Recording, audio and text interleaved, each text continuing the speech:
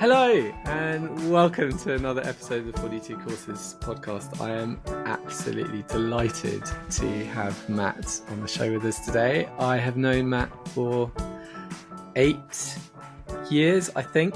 When Matt was just getting started with his company, we were actually just getting started with our company. We were both entering the world of behavioural science. So it's been lovely. We've sort of a friendship that's continued, and we both worked with Rory Sutherland and Dan Ariely and have a lot of mutual friends and contacts. So I thought it was worth hopping on a call and having a podcast. Plus, ta-da!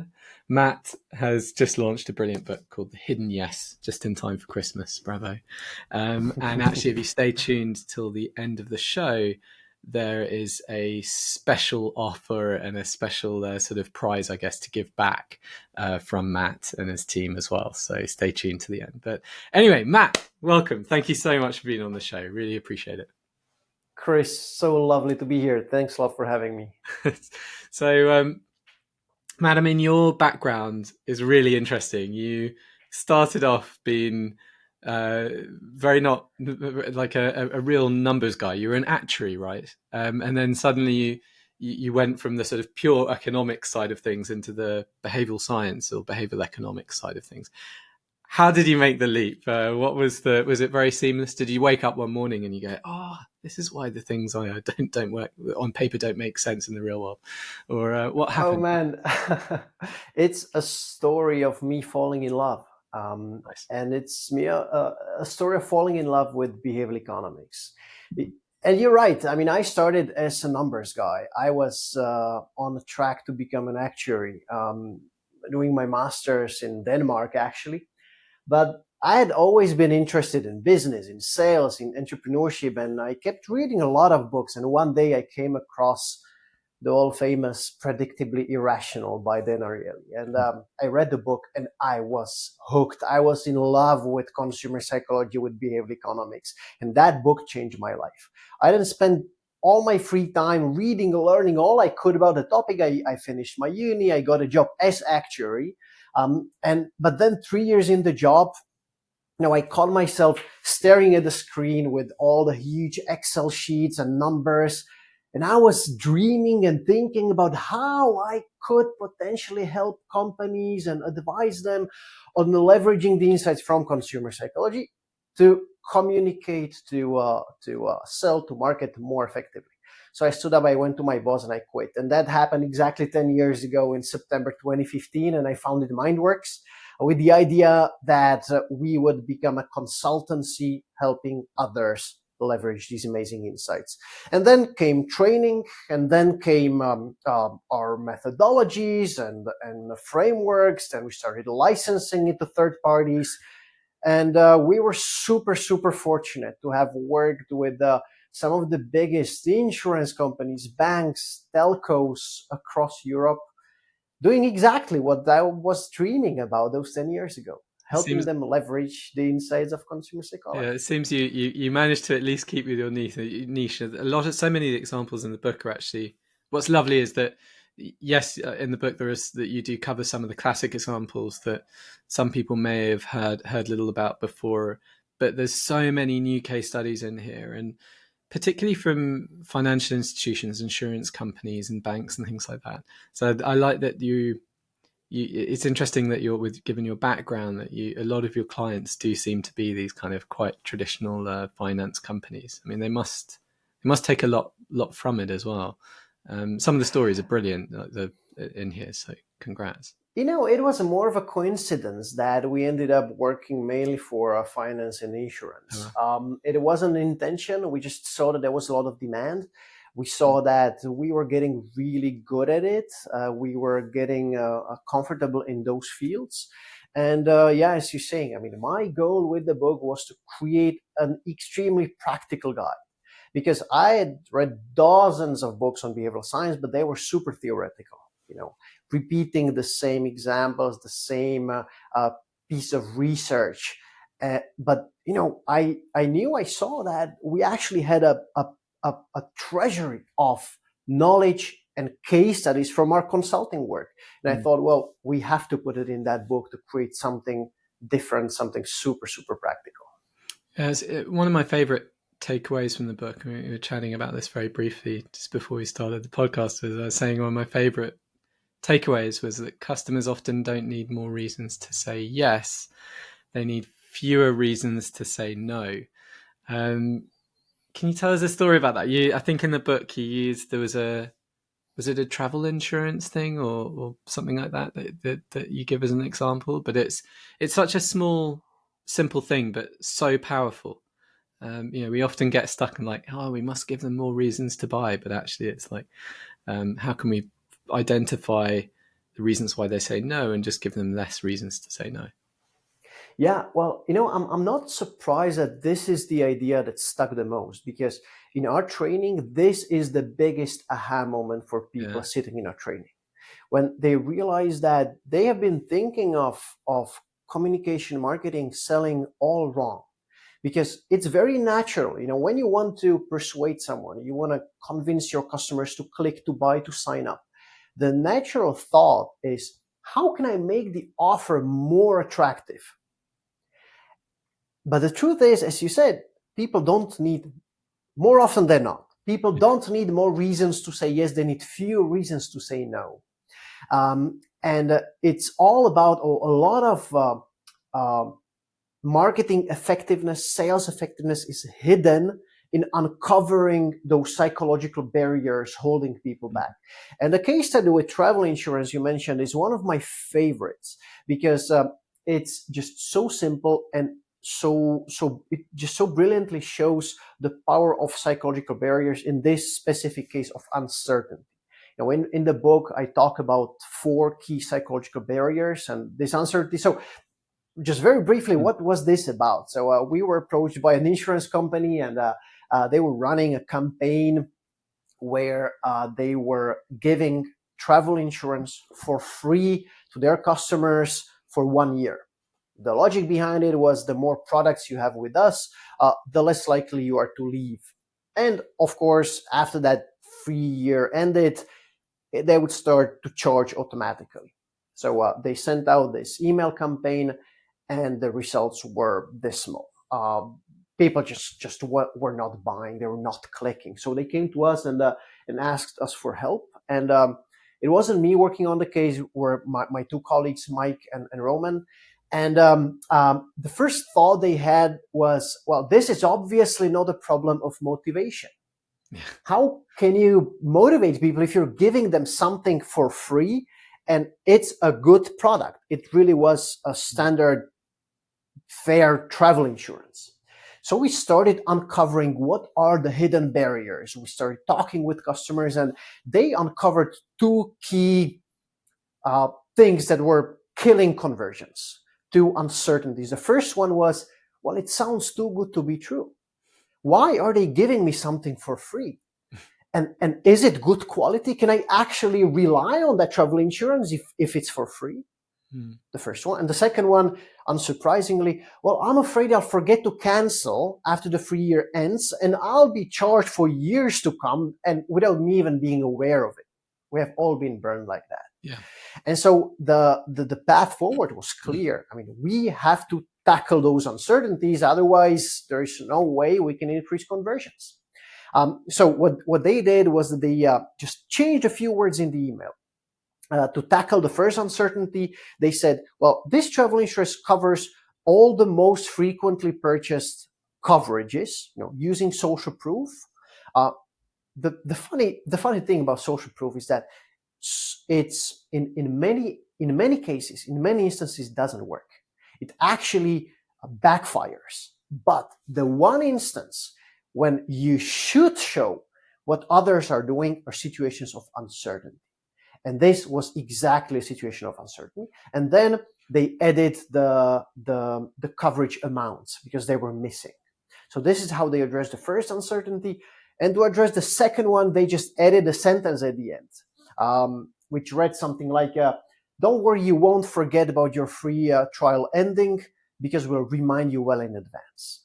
We didn't change anything else. Then it was A/B tested, and there was a 167% increase in conversions. Wow. Not by making it more attractive, but by understanding why people are not doing what you want them to do, uncovering the barriers, addressing, removing them, and the conversions followed.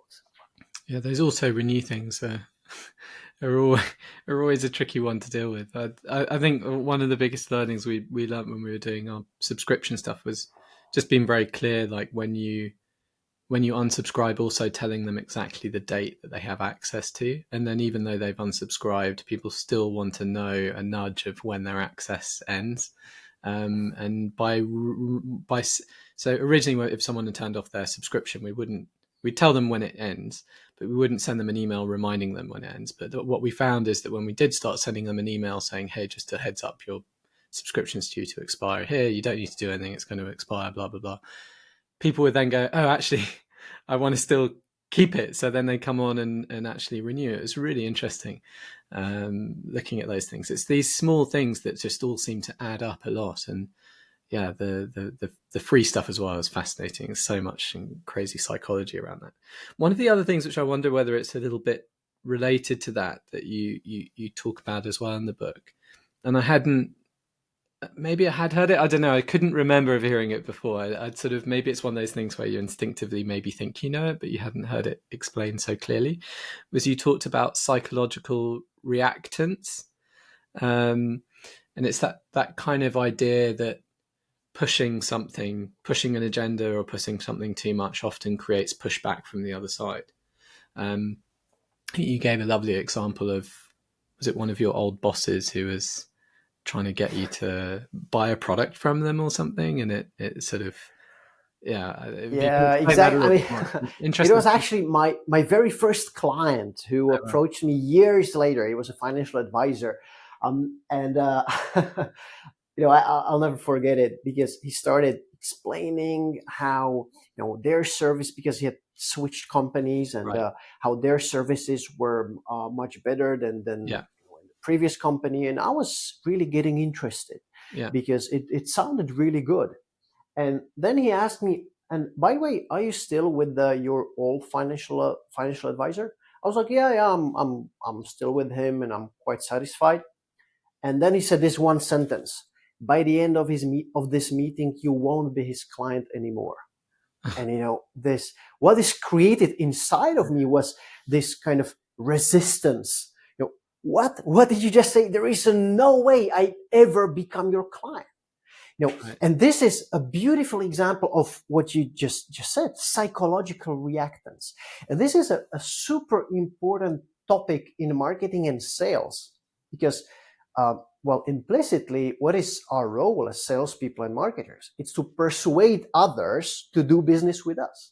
And this creates a tricky dynamic, because psychological reactance is about the fact that when someone feels persuaded, pressured into something, they fight against it. They push back.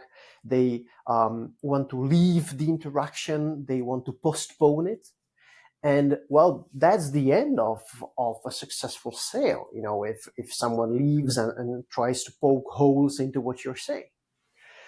But fortunately, there are a couple of super easy ways how you can bypass psychological reactance. And as with nearly everything in consumer psychology and behavioral economics, it's just small, tiny changes that make a huge difference.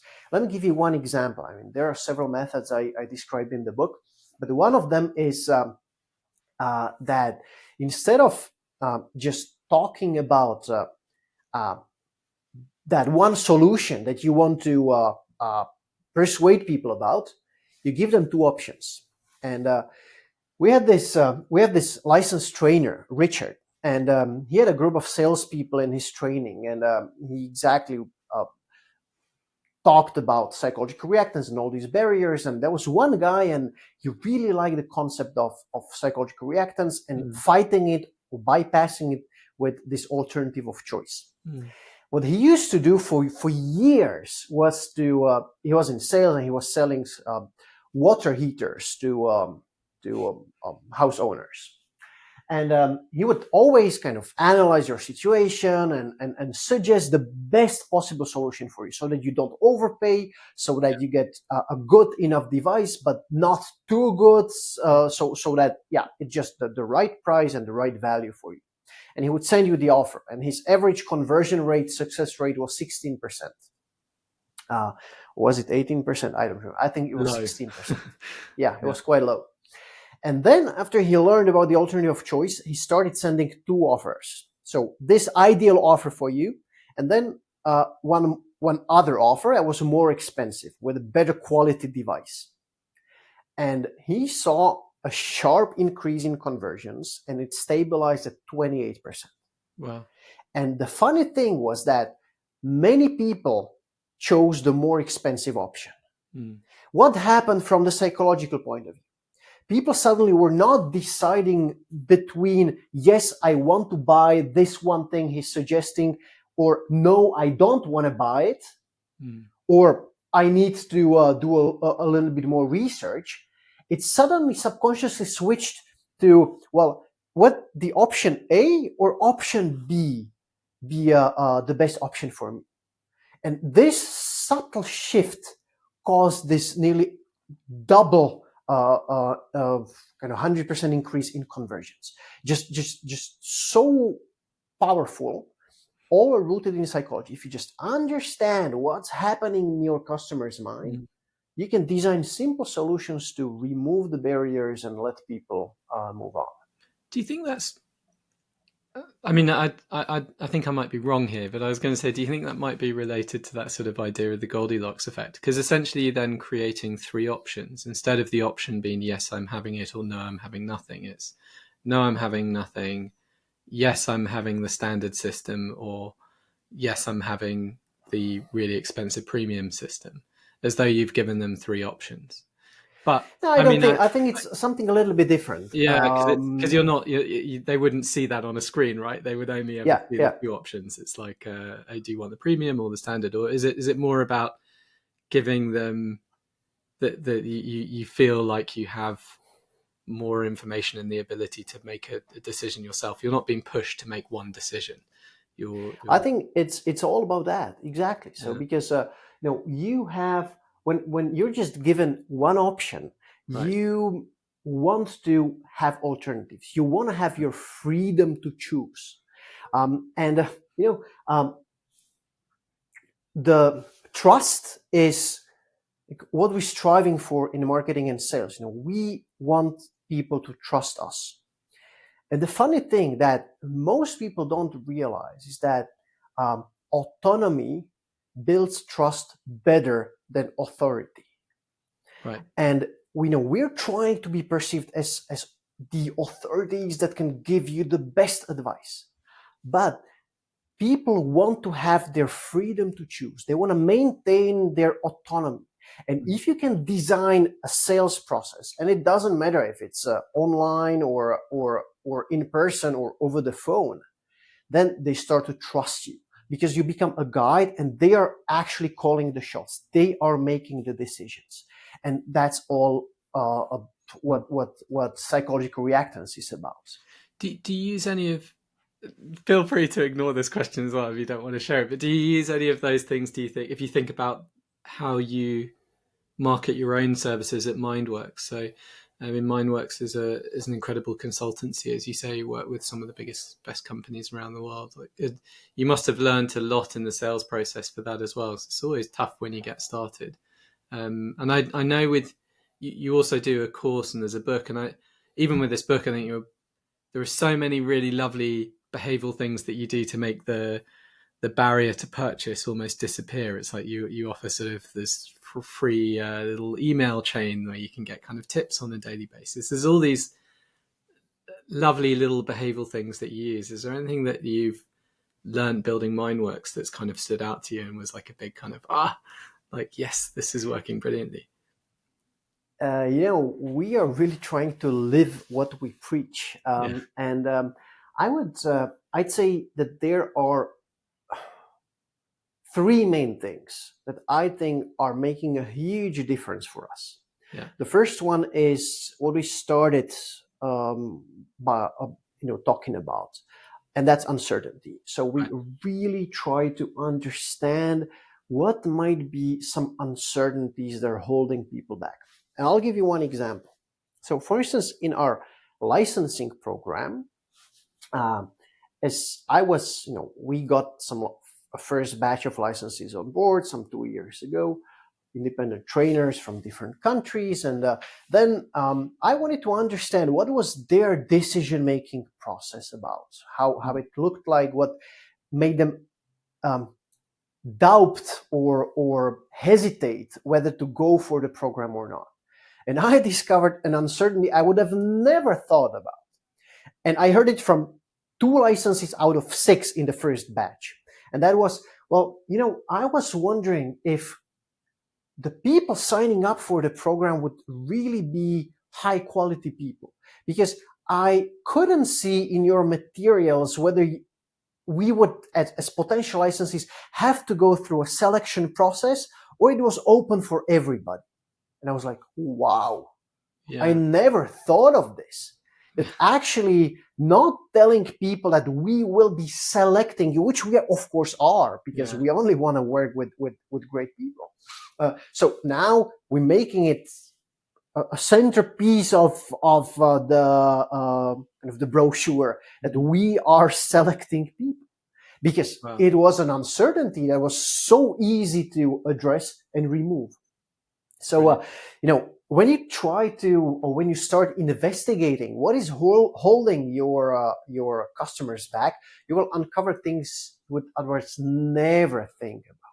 So this is the first thing. It's understanding and removing uncertainties. And the second thing is something we call the zone of acceptance.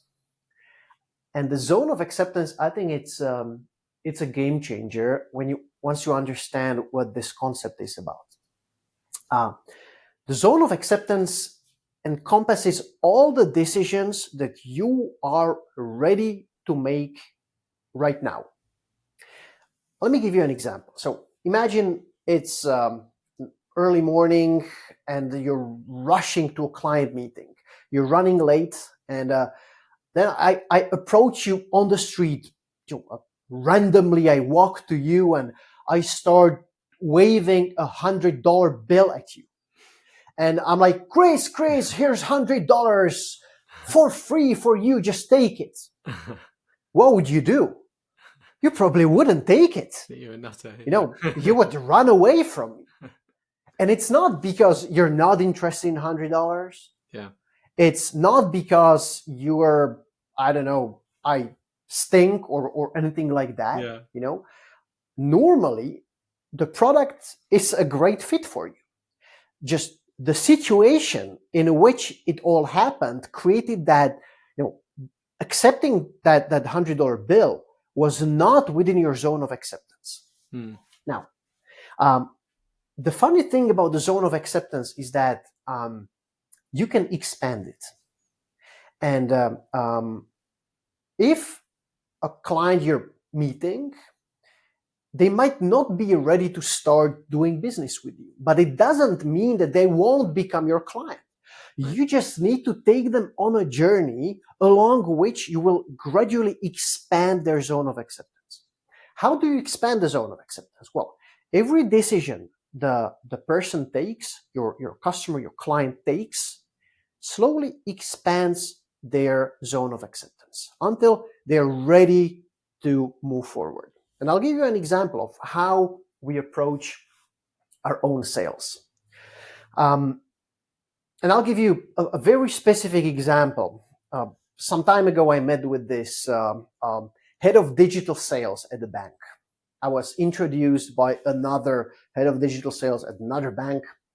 And I was preparing for the meeting, and I knew that, it definitely will not be in this person's zone of acceptance to right away start working with us on a consulting project. Of course not. Yeah. So I thought, what smaller decision might they be prepared to take right now? Yeah. And so I walked into the meeting, we chatted, and then I proposed, if you would like to, we can do a 1-hour free presentation about consumer psychology in digital sales for your team, so that they understand what it's about. And then if you like it, we can continue our conversation. I was like, yeah, sure, let's do this. So what happened? He was 100% ready to take this decision, to allow us to do this workshop. And I knew the workshop would be amazing because we have done it many times and it really works well. And his zone of acceptance expanded. Now it's included buying a training from us. So that was that was the next step. So after the free presentation, they went for either it was a 10 module training. After that, they liked it, and the zone of acceptance was even bigger, and they were ready to engage in a consulting project. And this is how we approach our own sales. So by really asking ourselves, so what is currently in our customers' zone of acceptance? What are they prepared to do at this specific moment? So that we gradually expand the zone. So these are the things that we are very much present in our own communication and sales process. It's such a nice simple example as well. I love it, and so practical. That kind of almost like a bit of a soft sell approach. Like we'll give you something for free. It gives you a taster, and then I guess a lot of online companies do similar stuff. For example, if you're selling courses, and they'll say, yeah, here's a free chapter or whatever, and then hopefully you go forward from there. But yeah, what a lovely way to do it. I think that the thing which also for me set the book apart from other behavioral science books is that, I may be biased, but I read so many behavioral science books, and I do still get a lot of joy out of them all. But often it's just loads of interesting stories, and the thing with the joy for a lot of them for me is finding those interesting stories that haven't been said before. So as I said, the nice thing is that because there's a lot of real world examples from your consultancy, there are tons of examples in here that people wouldn't have heard of before. But what I thought really tipped it for me was the framework, which I guess is linked to the training, some of the training stuff that you were talking about earlier. And you've come up with this model that's called the SURF model, which is a kind of practical guide of how you can apply behavioral science to solve the problems that you're looking for. So there are lots of different models out there in the world, but I think your one is so easy to understand and really beautiful. I know we won't have time to go too deep into it, and that's a good reason to buy the book. And again, stay until a little bit later, and you can get a nice surprise from Matt at the end. But yeah, I wondered if it would be okay to just take listeners quickly through a light version of the SURF model, just to explain it, because it's so powerful and just so. I love the ease of it. It's my main thing actually. But yeah, congrats on it. Thanks, Chris, and I'm so glad you're saying this because it's our baby. We spent so much time really developing the SURF method because we started off by working with existing models, but they didn't work for us. Most of the models are super theoretical, and we are practical guys. We are actually doing the work for the companies out there. So if you take the East framework or the COM-B and things like that, they are very theoretical. It's just a categorization of different biases. I think they're often post-rationalized, aren't they? They're often like they're used, and then the consultancy will say we use the COM-B model, and they'll post-rationalize the end bit. But yeah, sorry. Yeah. But what we did was that we kind of backtracked what was our approach in specific consulting projects, and how we managed to achieve great results for our clients, and we kind of distilled this SURF method. And it's a framework that basically allows you to increase the effectiveness of any customer interaction. The first thing or people have to realize is that the only thing that they have at their disposal is communication. And with communication, you can only change how your customer feels, what they think, and what they do. And so these three things should be at the very beginning of your efforts to optimize the customer interaction. So the first thing you do, let's take a phone call or an email. It doesn't matter. It can be a website. It can be anything. You split the interaction into stages. I recommend doing, splitting into 4 to 6 stages. And for each of the stages, you define your behavioral goals. So what do I want the person to think, feel, and do when they pick up the phone and they hear me introduce myself?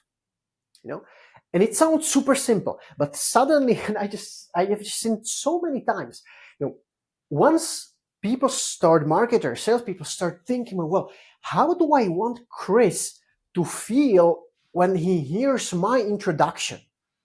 When I just say my name and when I'm calling from? Suddenly they start kind of uncovering, okay, probably I don't want him to feel like this. I don't want him to think this. And so once you're able to really pinpoint what are your behavioral goals, how you want people to think, feel, and do in each stage, you are able to move to the next letter, which is you. And here we're coming to what we started talking about at the beginning of our conversation, and that's barriers. Because you have to ask yourself, why not? Why will Chris not think, feel, and do the way I have just stated? I have just set it as my behavioral goals. And you start uncovering the barriers. And the third letter is removing the barriers. Once I have defined my goals, I now know what's standing in your way, why you will not think, feel, and do what I want you to think, feel, and do. Well, I have to remove those barriers. And then, and only then, at the very end, I start focusing on motivation, on increasing motivation. But again, here, you don't want to do it through discounts and piling up more and more benefits. You want to do it by changing context, by using all those principles like anchoring, perceived value, defaults, and things like that change the context and thus change how you perceive the value of the service or the product. It's super simple. And in the book, I don't know if you read these parts, but there are the last 2 chapters are in-depth case studies on applying serve to specific situations of a call script, a retention phone call, and optimization of a website. I saw those. It's really brilliant. It's so nice. I mean, and with surf, because you love surfing as well in your spare time. It just came about that way. Well, I do love surfing, even though I'm very, very far from any ocean where I could surf on a regular basis. But whenever I have the time, I go for it. Yeah, it's brilliant. And I'm trying to think about some of the other things that were in there. There was what's some of the other stuff that I read? There was a pizza experiment that you ran in some of your workshops. Oh yeah, well. That's pretty cool. Do you want to talk a little bit about that? Always nice happy to about pizza on a podcast. The way I conduct my keynotes, my workshops, and seminars is I want to make it really interactive, and I want to make people realize what impact all these insights have on themselves. And one of the experiments I love to do is asking people, do you know, depending do you know what is your birth month? Of course, everybody says, yes, I do know what's my birth month. Okay, so for those of you born between January and June, scan this QR code. So they take out their phones, scan the QR code. The rest of the group scans a different QR code, and they're both groups are taken to a simple experiment when their job is to configure their favorite pizza. And what I'm interested in is to see how many ingredients on their pizzas they will end up with. And so then I asked them, well, do you think it's possible that your birth month will actually influence how many ingredients you chose on your pizza? I'm like, no, of course not. It has nothing to do with my birth month. And I showed them the results. And every time it turns out that the first group would end up on average with 2.9 ingredients, and the second group with 6.5 ingredients. Wow. So what's the trick here? What is the difference? And the only difference was that in the first group, I told them, well, you're starting with a tomato mozzarella base. Now here you have a list of 14 ingredients. Each of them costs 50 cents. And just pick those you would add on top of this tomato cheese base. And the second group, I tell them, well, you're starting with a fully loaded pizza. Here is a list of 14 ingredients. Tell me which ones you want to remove from your pizza. From a mathematical point of view, it's the same. Prices are the same, and in an ideal, rational world, you know what you want to have on your pizza. Right.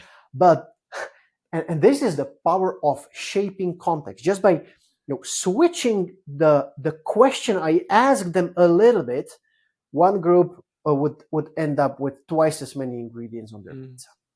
And this is not just theoretical. We had the guy actually trying this out. We trained a telco company, and this group of salespeople, they loved this concept, and they applied it to selling phone accessories, mobile phone accessories. So what they used to do before was, as you walked in as a customer, you chose your phone, and they would tell you, well, there are some accessories you could get for your phone. Which ones you want? So you would pick, I don't know, cover and something. But after the training, what they started doing was they would actually bring all the all the accessories to you, and they were like, Chris, look, this is a package of accessories you can get with your phone. Just tell me which ones you don't want. And the guy saw a 32% increase in the average amount of accessories sold. Yeah. Just by changing the question they ask. It's amazing. And it's, as you say, it's amazing. Yeah. But once you understand how the subconscious works, once you understand what's going on below the surface, you are able to design those customer interactions in just ways that are so much more effective.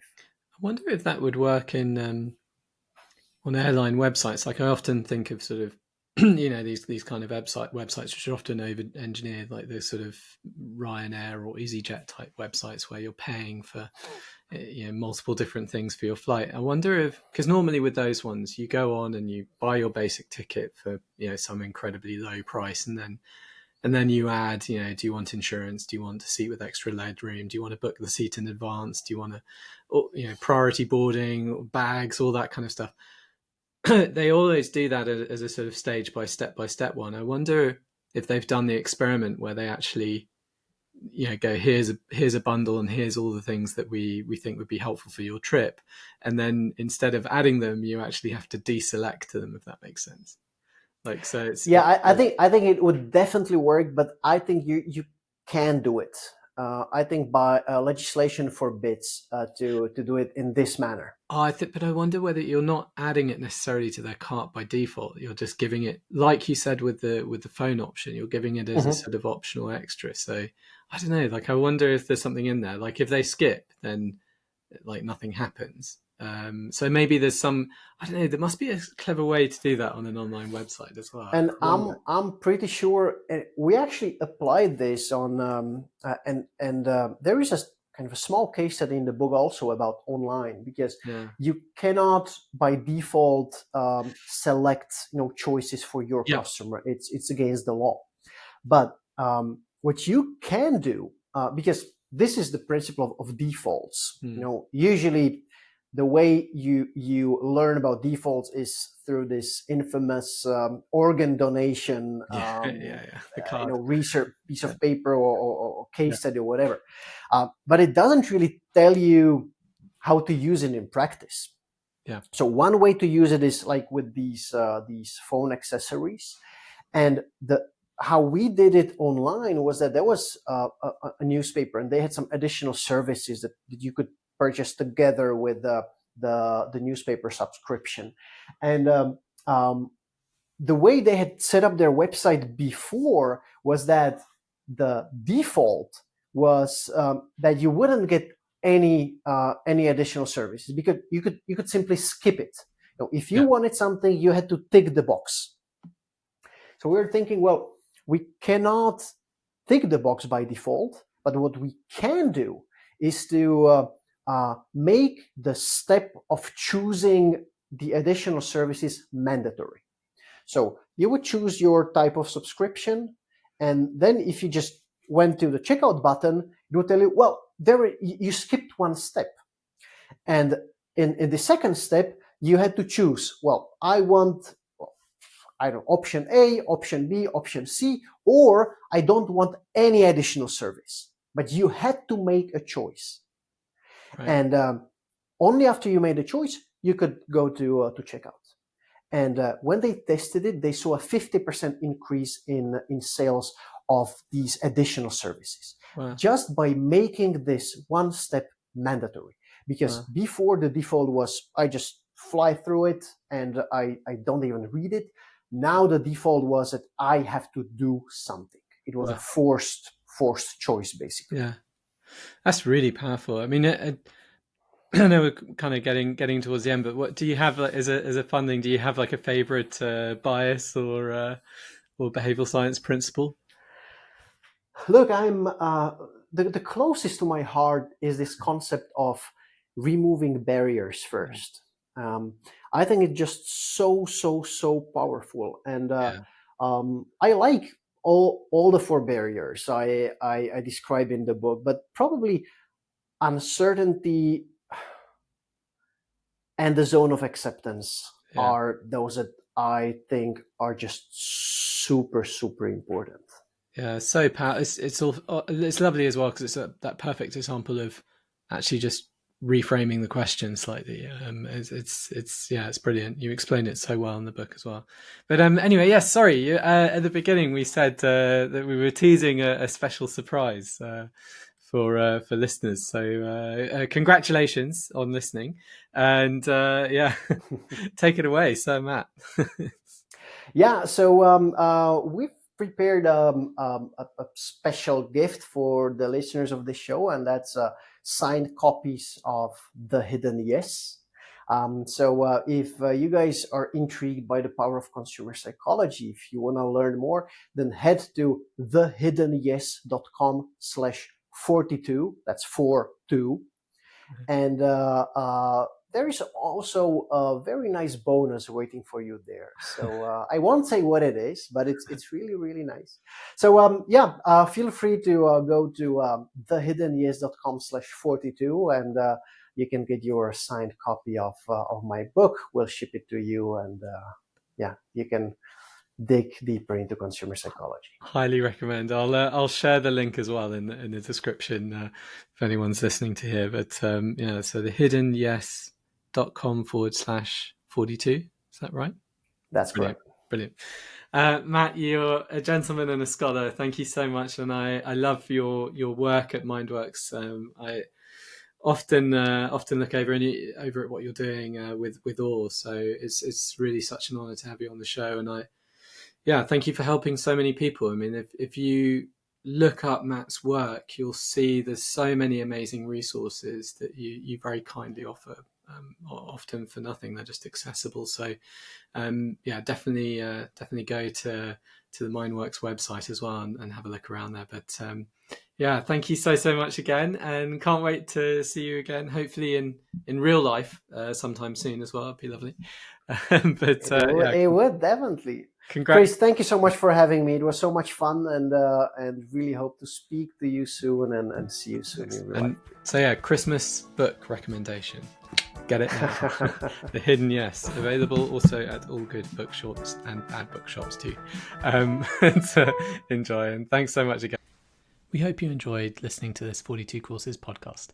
If you did, please like and share. Any comments are also very, very welcome. And of course, if you want to learn more about us, visit our website at 42courses.com. Thanks again.